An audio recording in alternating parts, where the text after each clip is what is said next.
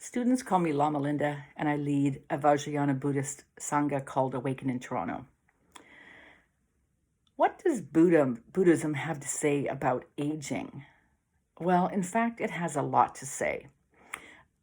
Specifically, there are three principles that are core to all traditions of Buddhism that really come into play when one thinks about aging.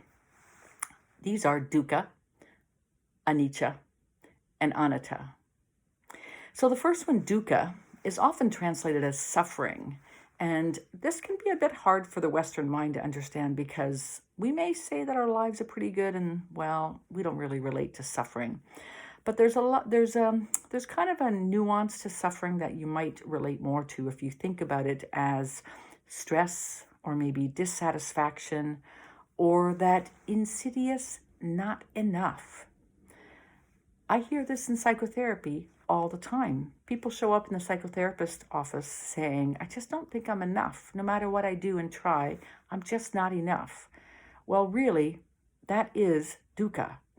That part of the self that says, I'm not enough, and the world and the planet is not enough. And no matter how much money or work or love I get, it's just never enough. It's really a false thinking that happiness lies in the object. So that if there's a problem with money, it's the problem with the money itself. That's the object. Or if there's a problem in my relationship, then it's clearly the other person. And again, the other is the cause of my suffering. But truly, that's false thinking, that our happiness lies in the object. There is nothing consistently existing on the planet that always brings happiness in all cases with all people. It's just not possible. There's constantly changing objects, and really, to find happiness, one needs to understand that suffering and the cause of it is by relying on the object to give us the happiness. And instead, maybe we can have a new relationship to the object. We can realize that we don't need a new relationship. We don't need a new object. We don't need a new job or a new hobby. Rather, we need to change our relationship to those objects, those items, those others. And if we change our relationship to the others, we may actually be able to have them and be content, be happy with them.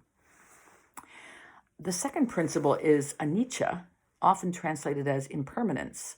And this is really a core kernel of Buddhism in terms of understanding that everything is always changing. And the only person who doesn't see this is the person who doesn't take a moment to look. Impermanence is all around us.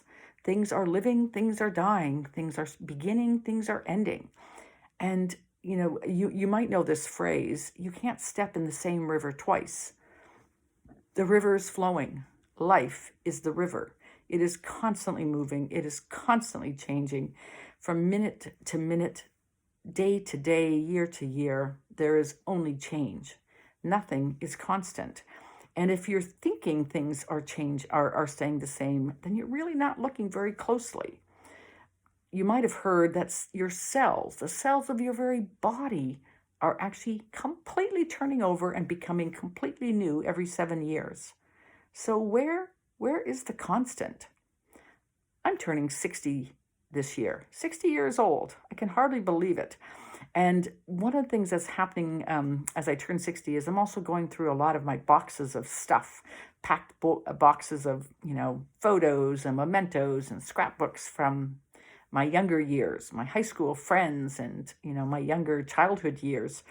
And it's interesting. I look at these photos and sometimes I can't even remember the people. I'm reading letters and I have no idea who these people are anymore.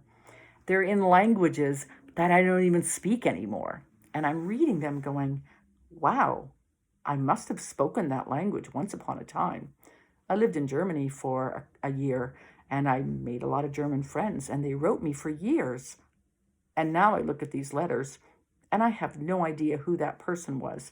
I don't connect to the person that had friends that wrote me letters in German, and I don't know who these people are. This is not the same me. It's a completely other me. It is the true seeing of impermanence. I don't know, I can't find that person anymore. And I can't connect with the person that thought that that was me. I can also look at my body, and let me tell you, when you're turning 60, there's a lot of things your 60-year-old body can't do that your younger one used to be able to do. And I'm always surprised by this. Every week, every month, there's another new surprise.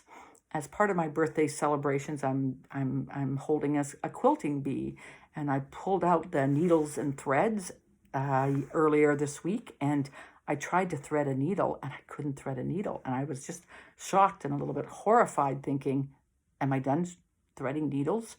Does this body not know how to thread needles?" Well, it wasn't as bad as it sounds. I actually was able to realize that the problem was the thread, not the needle, and not my eye. And so I got new needles. I got, better needles, bigger holes, and I was able to do it still. So I was able to circumvent that little panic where I thought, it's too late. I can't do that anymore.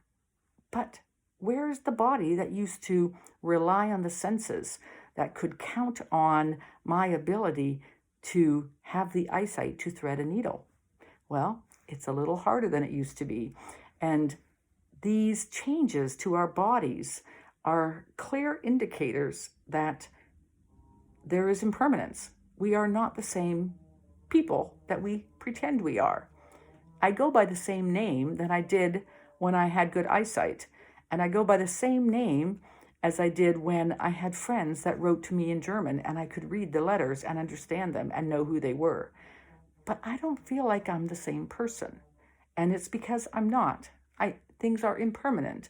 And I cling to the parts of me that are constant, that I like.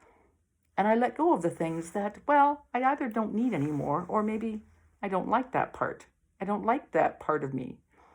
And there's a variety of reasons why we might accept the impermanence of letting go of the things we don't like, but we may be very sad and lament the things that we do like. We may lament the fact that we lose people in our lives. We may grieve them for years, for decades, forever. But it is part of the practice of impermanence. The third principle is anatta. This is often translated as no self, but in many ways it's really about many selves. It's probably a better translation. It's the no self, but it's the no self that is not singular. So there's no single, enduring, fixed self, not just one self. In the same way that we've been talking about impermanence, there's constant changes to the self, such that there is not a single self. We are constantly birthing new parts of ourselves and constantly ending parts of ourselves. There's constant birth, constant death. And we are truly so interconnected with other beings that we arbitrarily choose what is ours and let go of that which is not ours. As a mother, I often arbitrarily choose to care more for my child and my stepsons and my children, my family. I care more for them than I do for children that are not mine. But it's arbitrary. Why does it matter who is mine and who is not mine? What is that line between mine and not mine? Whether it's in relationships, whether it's in children, we have arbitrary lines of connection. We have arbitrary lines related to country and race and culture and friendships and partners and all kinds of arbitrary lines connected to self. Whereas in actuality, the line is much more blurred between self and others. And many of the Vajrayana practices that I love so much are part of working with deities and archetypes to help us blur that line a bit more, help us see that the line between self and other is much more nuanced, much more pretend, an illusion, than we would often think it is. So aging, What does this have to do with what we've been talking about here with the dukkha, anicca, and anatta? Well, if there's no fixed permanent you, then there's just another rebirth and maybe 100,000 rebirths. Who knows? But why be so concerned about this lifetime and this birth? Why not let go and accept and realize that when one lets go of this birth, there might be another one, a better one, a different one, maybe worse one, but another one. And truly, we have this idea that time might stand still, and this might be the only opportunity. And we have a hard time, particularly in the West, I think, really grasping the freedom of rebirth and the freedom of another go at it, another lifetime, a new body, another set of lessons, another set of relationships.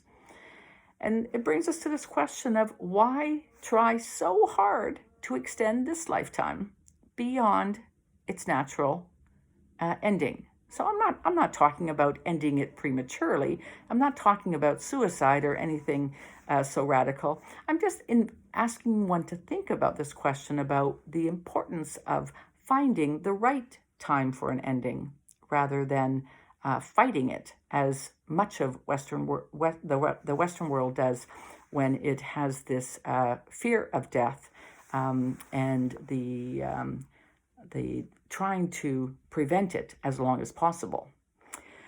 So what I would say is live until the body says it's done. Live while the body wants to live, and when illness arrives, accept it and allow for a natural death.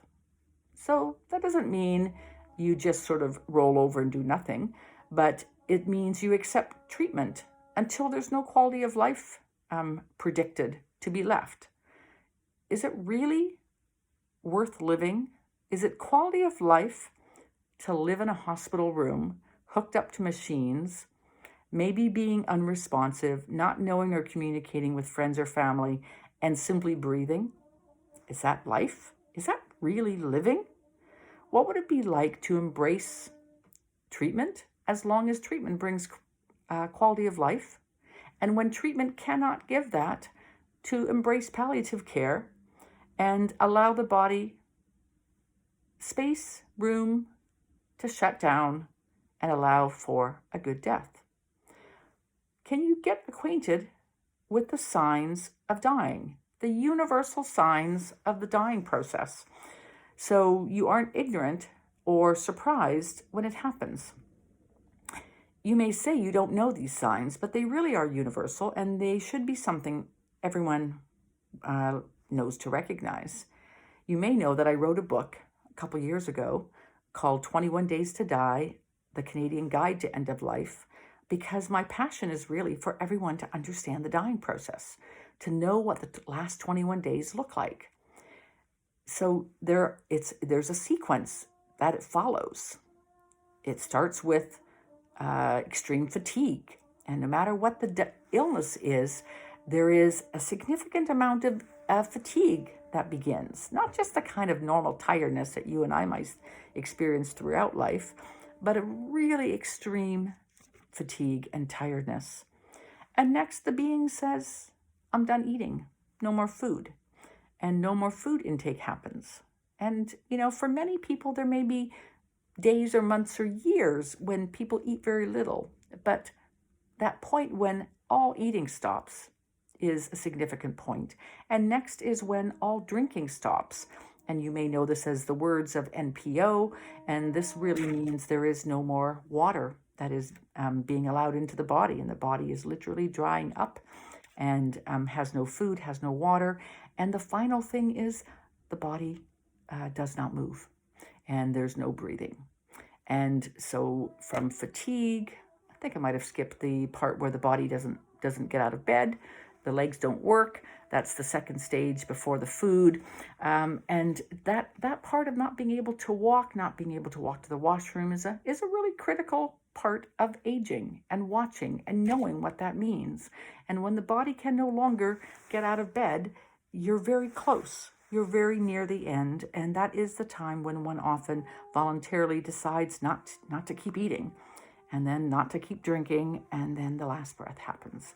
And it can be a very calm, peaceful death, what one calls a good death. Not that anything else is a bad death, but it simply means that there's an acceptance and one's not struggling and fighting, but one is seeing what is happening at the body level, and one is accepting that the end is coming very close. You may find it really helpful to practice some of the Buddhist death practices. There's an awful lot of Buddhist death practices one practices while one's young, while one's healthy, and these can help you stay awake and aware during your actual end-of-life stage. When it's your turn to die, it allows you to be very alert and aware of the dying process without fear. And many people fear death, and yet if you do any of these dying practices, you'll have a lot less fear at the end of life. Some of these are also on the YouTube channel. You can see them. They are like the dissolution at end of life. This is a profound visualization where you actually practice the final moments. There's also the 9-point death meditation, which is sort of an analytical green energy, what used to be called male, but it's a very analytical, rational approach to why there's no need to fear death, and why one wants to be motivated to do as much spiritual practice now as possible. There's a lot of other death practices you can explore in Buddhism, and they all help one live better, live more fully, rather than focusing on death outside of the practice itself. And you may have heard this Buddhist saying, there's a lot of different people that it's accredited to, but it's this idea that if you die before you die, when you die, you will not die. It's quite profound. Listen to it. If you die before you die, when you die, you will not die. It's about the radical acceptance of the dying process, radical acceptance of rebirth and returning for greater spiritual practice time, greater lessons, and being able to return with awareness and consciousness, choosing the best life lessons that you could possibly choose to live in the next rebirth. And more than anything, the radical acceptance of spending as much of time while living and dying in that radiant state, the radiant, glorious state of awakening. And the more you can be in that state during the living process, the more you can hold that radiant state in the dying process and be able to age well and truly die well as well.